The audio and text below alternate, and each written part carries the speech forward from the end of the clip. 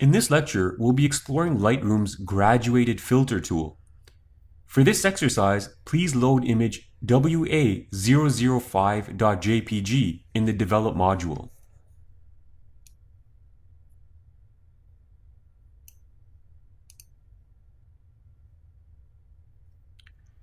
Before we begin, let's discuss the goal of this exercise. Here, we have a landscape shot that includes a lake and mountains in the lower half and a skyline in the upper half of the shot. Say, for example, we wanted to do any of the following. Decrease the exposure of the sky while increasing it for the lake and mountain areas. Change the color of the sky or the lake. Decrease the clarity of the lake for a slow shutter effect. We can accomplish these objectives and many more using Lightroom's graduated filter. Let's start with the first objective, which is decreasing the exposure value of the sky.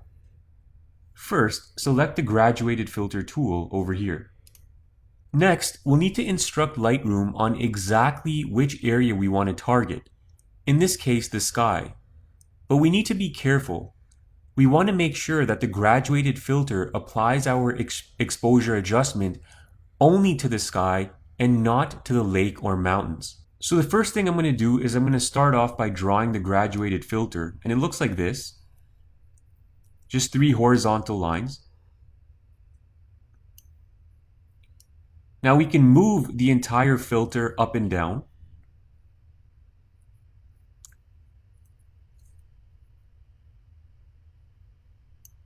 Just so you know which way to position the graduated filter, go ahead and increase your exposure to something dramatic just so we know exactly what areas we're targeting.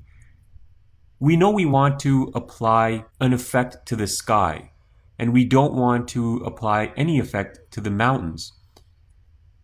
So we can see here that the graduated filter is impacting the right areas. I'll go ahead and expand this top line here. So what this does is it creates a gradient effect based on the adjustment here that you apply. So since our goal was to decrease the exposure value of the sky, I'm actually going to go the opposite way now that I have the right area targeted. So you can see that it's a very smooth transition from the new exposure value to the bottom half of the image, which we didn't want to affect. Okay, now I'm going to take a look at the before and after. I'm just going to toggle the on and off switch so we can preview what it was before, and this is after.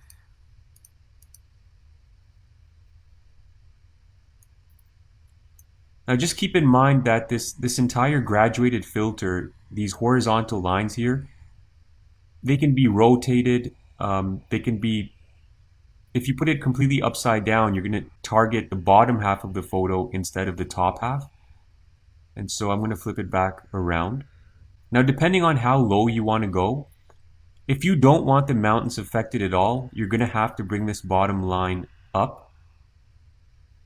And that way, the exposure correction is more intense at the top, and it fades out pretty quickly rather than a very graduated fade out effect, which trails a little bit into the mountains. But I'm okay with that, so I'm going to leave it as is. Now say for example, not only did we want to decrease the exposure value of the sky, but we also wanted to increase the saturation of the blue tones. So what we can do here is the saturation slider, move that over to the right, and you'll get a much more saturated blue tone to the sky. And you can see that the effect is quite natural.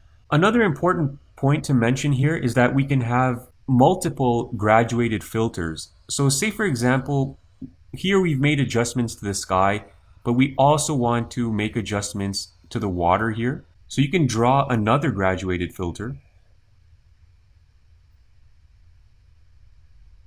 Okay, now you'll see that the horizontal lines are now attached to this filter, but this one is still available for adjustment. If you wanted to switch to it, you can go ahead and just click it.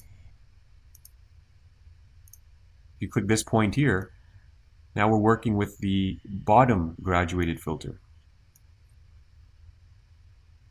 In this case, I will increase the exposure value for the lake, make it a little bit brighter.